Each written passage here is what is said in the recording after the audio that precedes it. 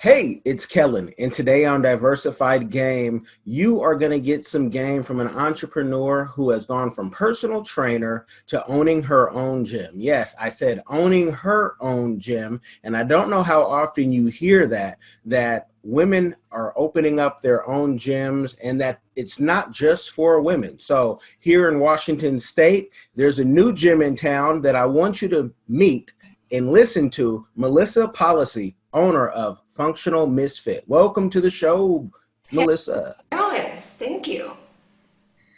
Tell me, because this journey, just so people know, I met Melissa while she was an instructor at the YMCA while I was trying to get back into shape. And I did that for at least, I think, a year. And with that, talking with Melissa, I always saw that she, had more ambition than just being instructor at the YMCA, and that she was building her own gym was something I said I have to talk to her about. And so you see in the background, there it is. Melissa, how did you go from personal trainer to owning your own gym? I can say that I couldn't have done it without a lot of people supporting me and rooting me on because I didn't know the first thing about even beginning to build, a dream like that. We actually were in the process of moving to a different area, and my goal was to find a place that I could use, at home, so I can be home with the kids but still work, but have it separate. And we just happened to stumble across this property that had a three-car garage on the other side of the property. So it's roughly 3 acres, and we're on the other side of the property. So it started as a garage, and I was lucky and blessed enough to have my brother come into town one time, and I said, this is my dream. I need to make this space to bring the people in that I'm training and make it our home. So essentially our home, of course, but yeah, so my brother's like, let's just do it.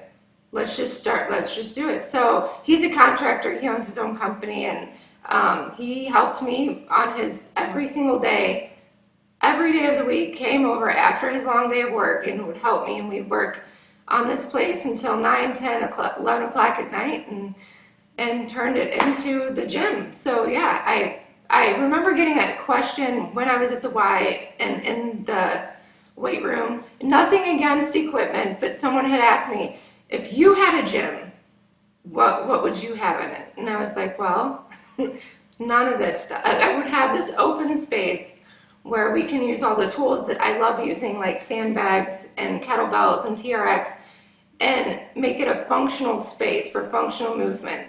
So everything that I use, I like to use it to help us strengthen for everyday life. You are the queen of kettlebells. Anybody who goes to your Instagram, which the links are in the description box, they will see she loves the kettlebells. And so you have sandbags. And so, I mean, you had a lot of help from your brother, but this was in a new home. You're going to buy a new home, and it's a home. Describe your home, because, I mean, you have your own everything. I mean, in the time of social distancing, you have, 3 acres, water, lake, to describe this home. And was it the goal in finding a new home that it had to have a place where you could build your own gym? Absolutely. Because I mean, the Y was my original home where I learned everything, where I was inspired, and people encouraged me to grow. They were like, I want more of this, and I wanted, more of that too. But when we were looking for a home, we were looking for a place to have the gym. Something, because for me, I'm kind of all over the place with, I'm a stay-home mom. That's how I started.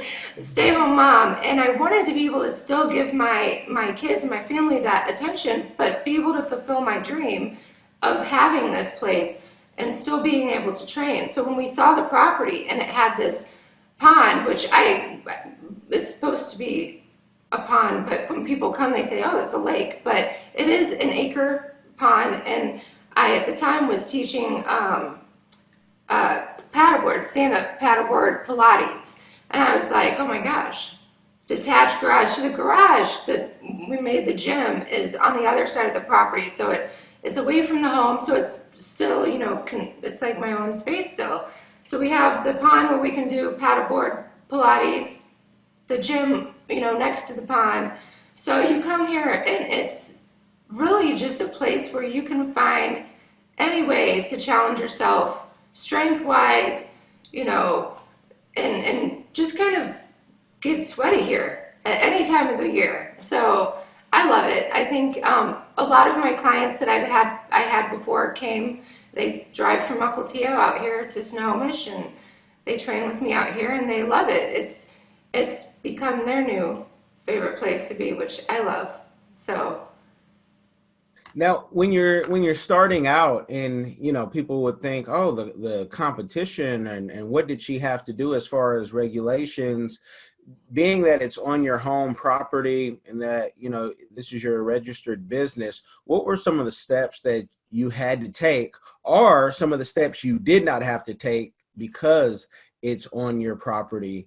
Is there any, loopholes for entrepreneurs who say, that was always my vision and dream, but I didn't know how to put it together? So teach them, please. Right. Well, it was a very new learning experience for me, especially, with having the business here and going through, getting approval by the city to have my business license and everything for this address, because we're zoned, it's residential.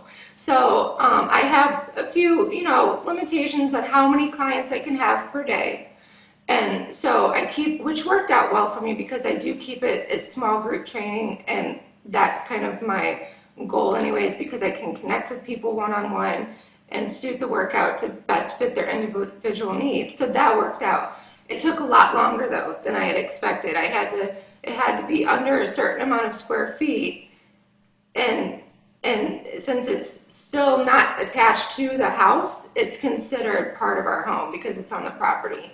So, and then of course making sure that we had all of the waivers and insurance and everything, because it is different in a liability to have people come onto your property and work out. So my first suggestion is, make sure that you talk to the city about what is okay, even before you buy the property.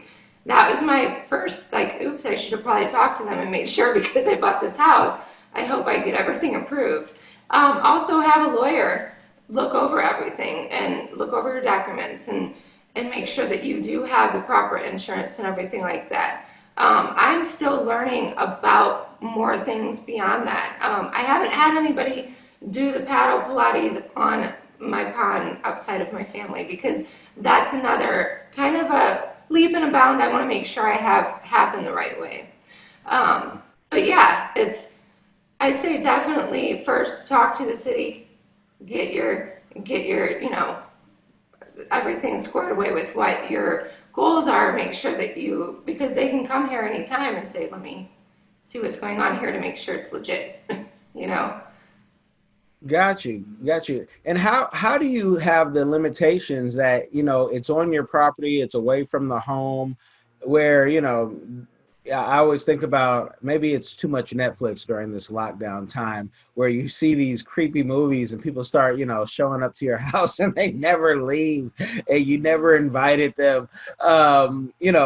Is it far enough away where they can't even see your home? Are there rules saying, hey, if we're going to go out for a run or go on the lake, don't go over here, you might get shot? Those are crazy neighbors, and it just happens to be your house, but they don't have to know all that. How do you set those limitations up as you grow? Well, being that I am, the owner of the gym and the only instructor trainer at the gym, even if it wasn't on my home, I would take precautionary measures as far as getting to know who I'm training, who I'm allowing into my space.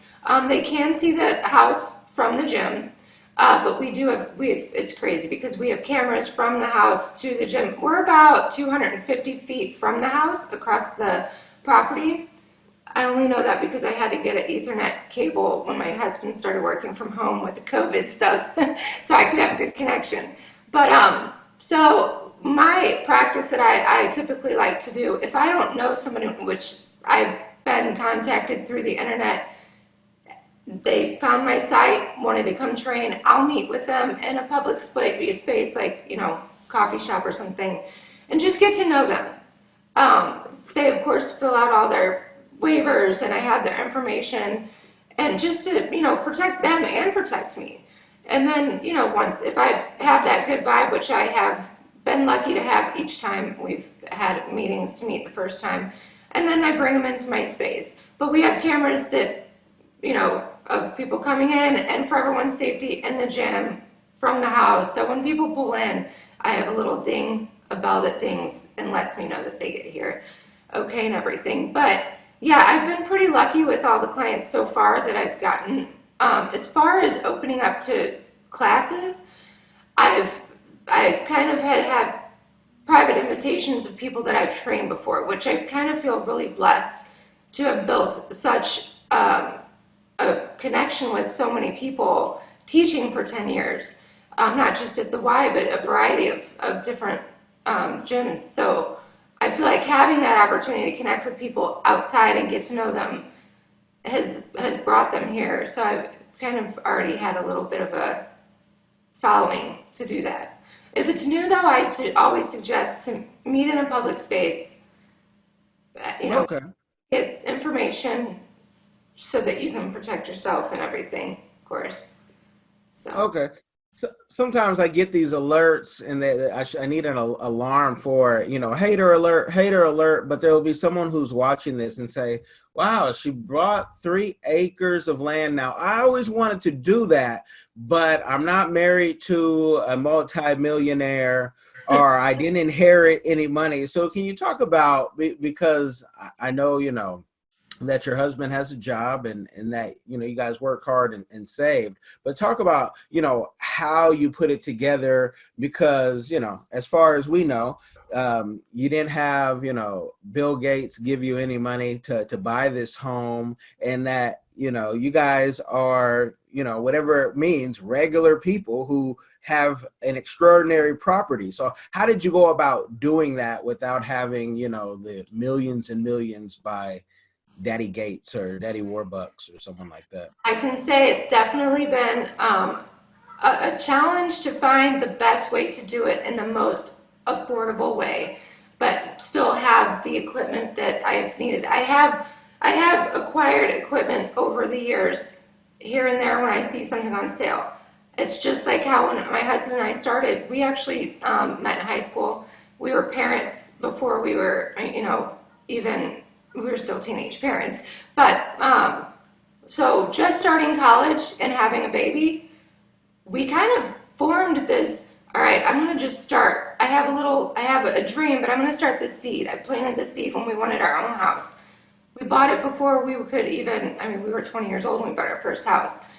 But I started with, buying a few dishes here and there, buying this or that, kind of building small and growing that way. And I used to actually work in the engineering field years ago. But over the time, with us working together, we bought a house, we loved that house, but we needed something a little bit more, or we actually downsized at one point to allow us to build more savings. So we did that, but we've been really lucky over the years. This is our 5th house, and I'd like to say it's our last because I love it. But I think when you have a goal, think about all the little things in between, and don't let yourself get overwhelmed.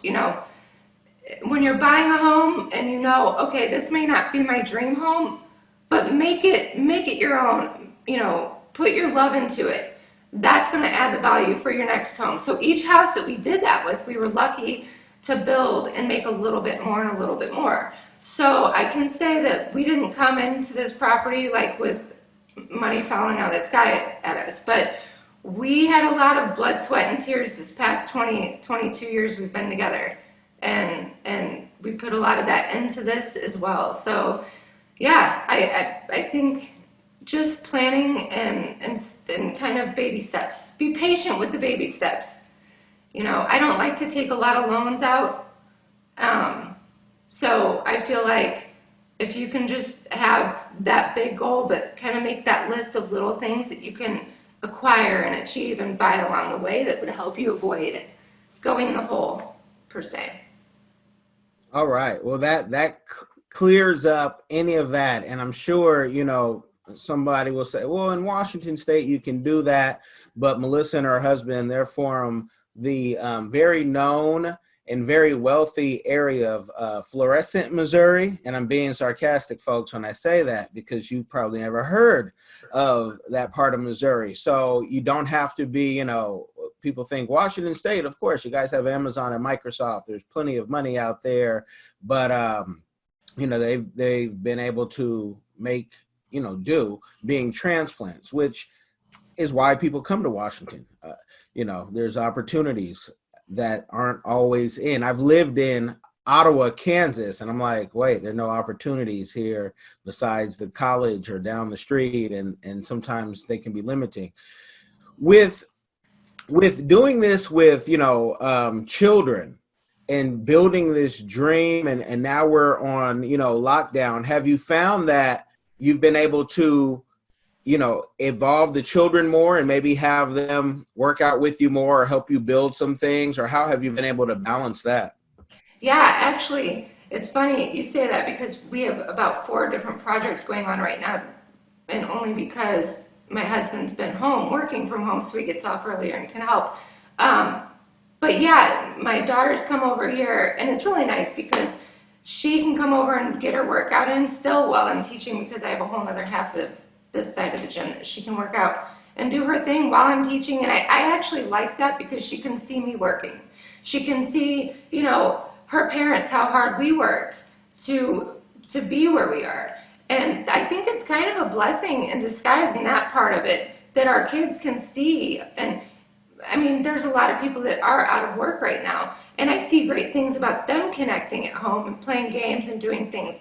We're actually doing a lot of landscaping, and we're building, well, kind of fixing up a duck house. It was a chicken coop, and I'm making it a duck house because we're going to get some ducks in May, I think, for eggs. So, but yeah, so a few little projects we're doing on the property, and trying to get them, involved with that is really, really fun. But yeah, luckily she has a little bit of school to keep her busy, so we can still get some of our work done too. So No, that's awesome. What's easier, the older children or the younger children in these times to manage their time? that's a really good question, because we do have, our son is now almost 23, and I can say that older kids can be a little bit harder because you don't have, I mean, he lives with us now, and he had lived away for a little while, but he's back home with us right now. And at first, I don't think that I mean, because he still works, he's working for Amazon, he delivers. So I think having that sense of his schedule didn't change, and explaining the seriousness of when you're off, you got to stay home because he's an adult, or even the teenage kids. I have a few friends with teenage kids that can drive, and they're like, yeah, no, you can't just leave right now because we all are supposed to be staying home for the health of all of us and others. So I feel like the older kids, in my own point of view, is a little bit more challenging, and making it clear of how serious all of this is, because the older kids do sometimes have a more of a free range to leave. So he understands it now. But I think the younger kids have our own challenge as well, with that. So Okay. Wouldn't it suck? Oh, I'm glad to be older. It'd be suck. You just get like the keys to your car. You're used to going out when you want. You have that freedom. And then this happens. And you're like, oh, only if this happened when I was like 9 or something. But yeah. yeah, that would suck. Sorry for you out there. Hopefully things clear up safely. Talking about the Rona, looking at social media, it looked like you guys were in Italy right before things got like terrible out there and things got locked down. I mean, you could have been almost locked down in Italy, but how was Italy when you were there and your family? Well, so it's funny. We actually went to Italy last year in the summer. Okay. So I posted those pictures, and this is the best part, is my mom's like, so you choose to finally share your pictures right now? I said, okay, but the coronavirus has forced us to stay home. So now I can finally go through those pictures from, almost a year ago. So I did actually raise a couple concerns with friends and family. They were like, oh my gosh, you're in Italy right now. Are you okay? But I can say when we were in Italy, I was actually pleasantly surprised about where we were in Florence and the amount of tourists that are there, the amount of people. That is one of the cleanest cities that I've ever been to.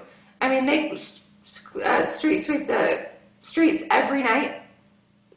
You don't see trash on the ground at all. Than what you see in Seattle.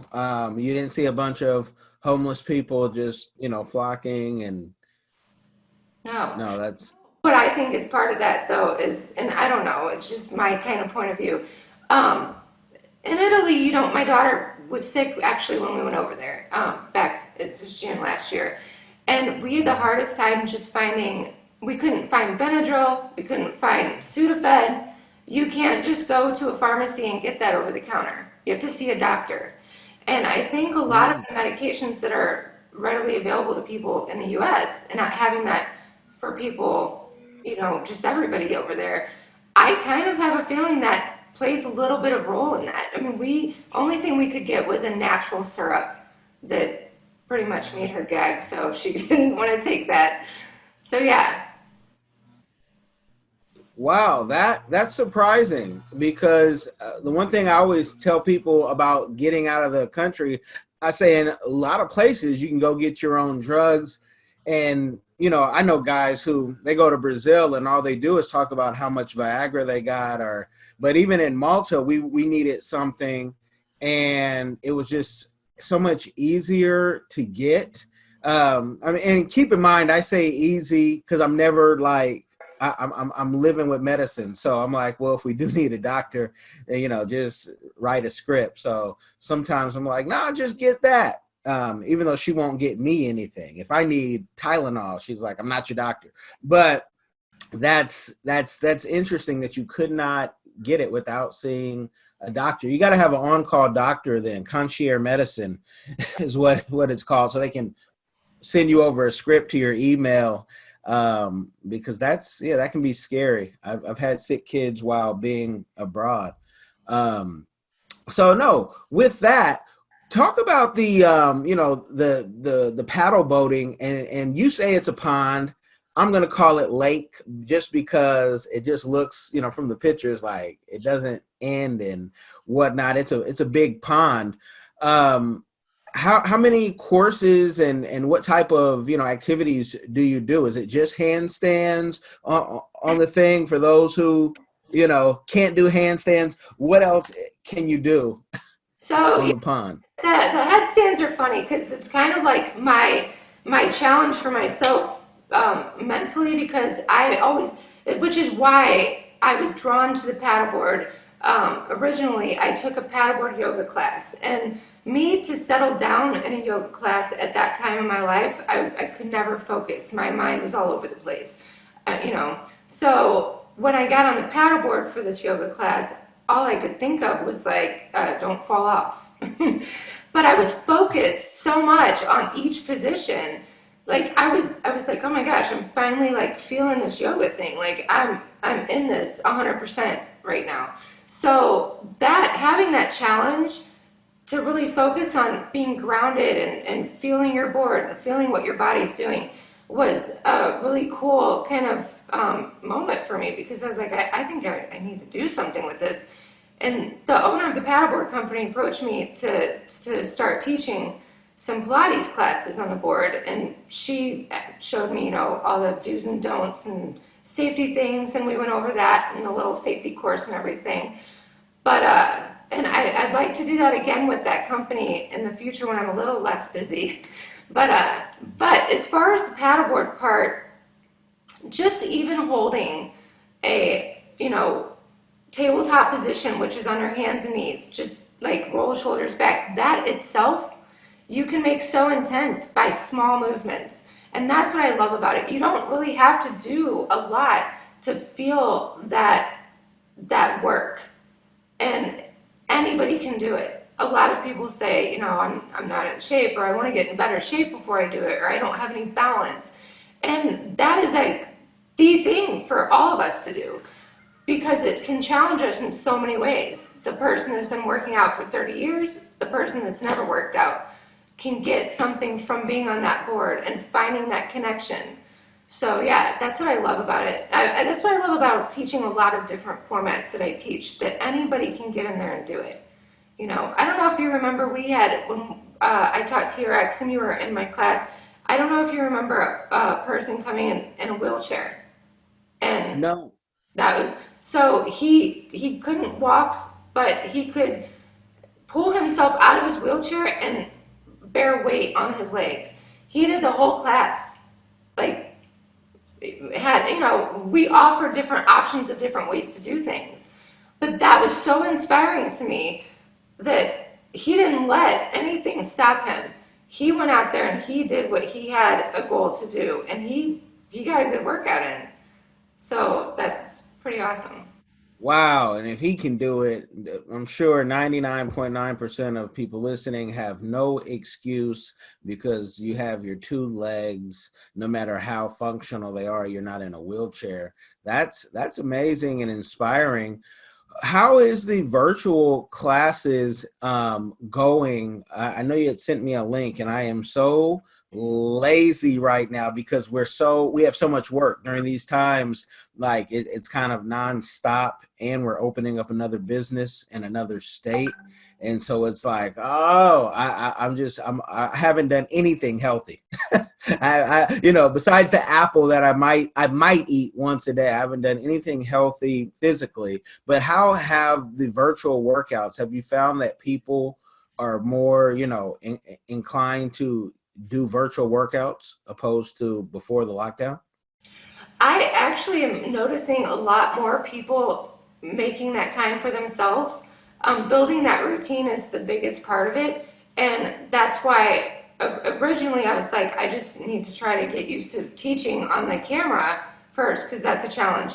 But it's really cool to see people setting that time aside for themselves and building that routine on their own. There's people that have been regulars that are coming to the class, but then I'm getting people that are new that haven't worked out very much, and they're like, oh wow, this is actually pretty cool. I think my kind of goal is now that I've connected with a lot of people from our old classes and some new people too. I'm kind of wanting to carry on the online class training after we are allowed to, I think having that opportunity, to do it at home is so awesome. And I'm seeing, kids come in the picture and do it with their parents.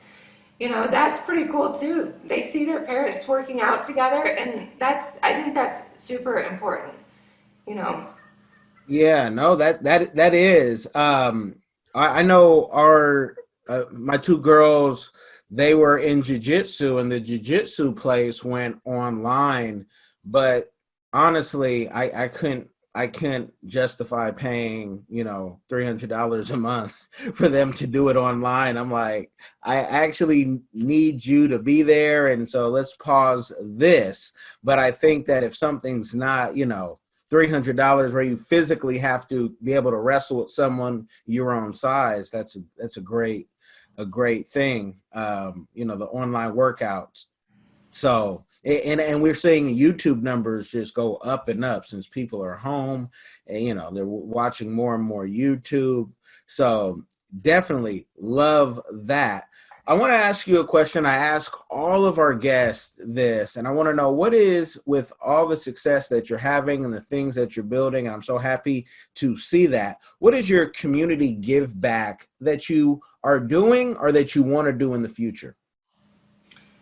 like the community I live. What is my? Yes. Yeah, something where, that you are just giving to the community, whether it be online, whether it be, whatever. I'm thinking, it could be anything, Right. and it could be something that you want to do. It could be a program you want to put together, but just to have people think of, okay, once I get to a certain level, what are some ideas that I can maybe even give back even now? They don't have to have their own gym, but they might. Yeah. I have actually two things. Talking in the now, the very right now.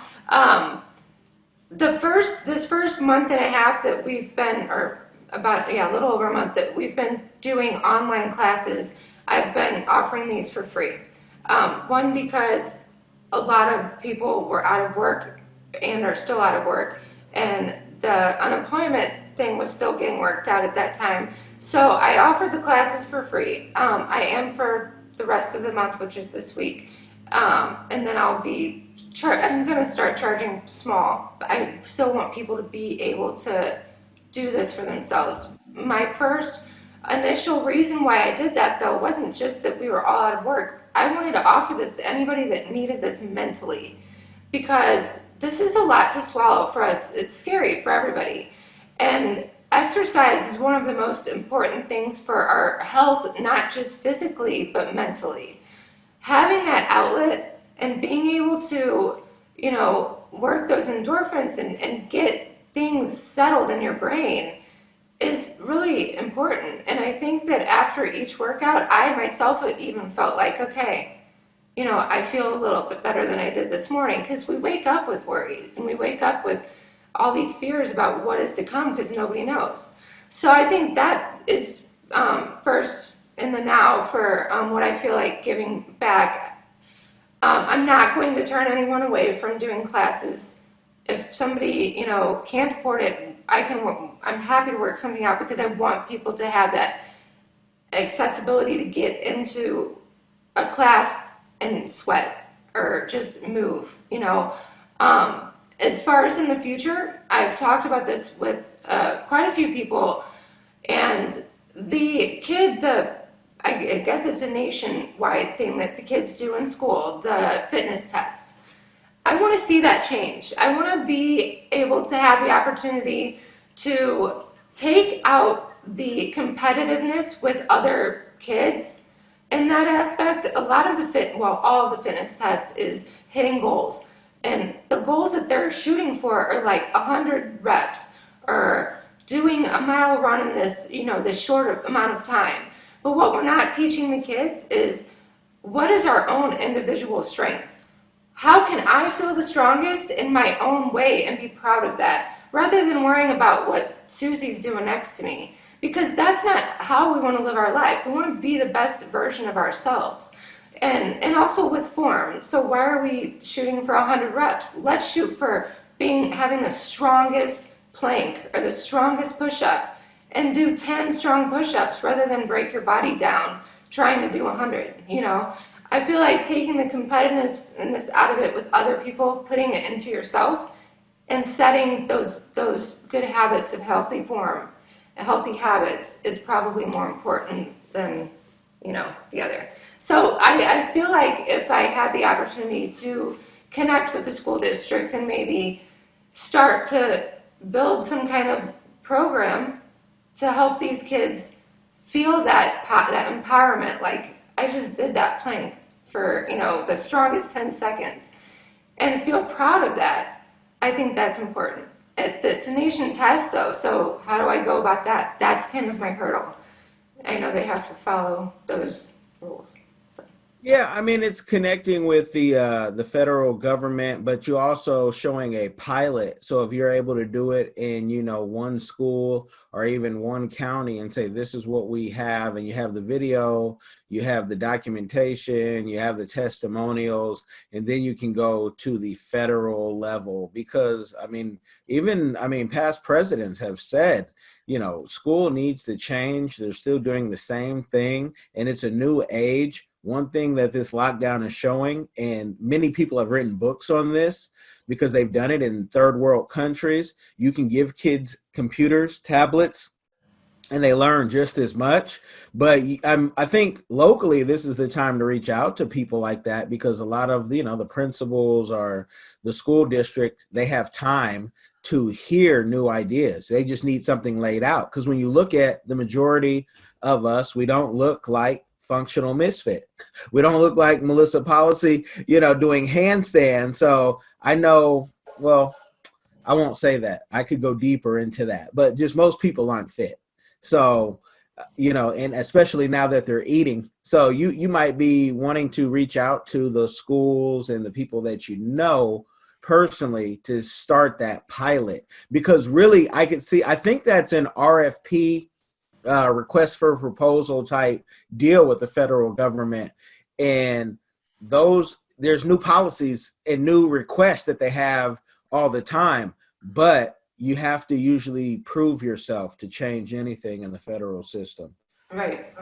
So that would be, we don't just like to get the game, we like to give it. And dealing with government work, that's where I would go with that, because to change the government, you almost have to get all of, the Congress and Senate, city council and all these people. So if you can say, look, we've done it here, let's do it everywhere. And it shouldn't be that difficult, but that's just the society that the good and the bad with it. So I think that's a great goal to have, and, to bother people and say, this is why the other stuff is not effective, especially now that they're talking about states' rights. And, the federal government can't tell you to do this, can't tell you to do that. They'll support you in this way, that way. So I think that's a great, goal to have, because we need change. I'm thinking, do we even need to go to school? With do we need to go back? So we shall see. And I don't want to give the people a game overload, but you guys have gotten some game. How you can start is following what Melissa said and just, starting now. But go back, rewind, hope you take notes. Melissa, is there anything else that you want to leave us with? Don't let your own mind hold you back. Don't be afraid to try something new. Get out there and just try it. You won't know if you don't try. But the one thing I do here all the time is I got to get in shape before I do your class. You don't have to, you be who you are today to do my class or to try another class. If you feel like there's not another way to do something for movement for yourself, there is. There's a ton of ways to do things. Just find your own movement, find your own strength. Awesome. And with that, you guys, like, share, subscribe, give this to somebody who needs to be inspired, somebody who maybe they're retired and they need to do something to keep themselves alive. This is Good Game. Peace. Blessings.